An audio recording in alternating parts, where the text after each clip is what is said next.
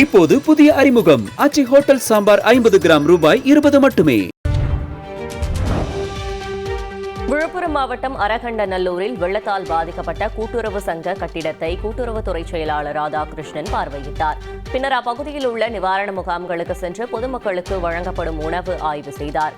பின்னர் குடிநீர் பாட்டில்களில் உள்ள காலாவதி தேதியை சரிபார்த்தார்.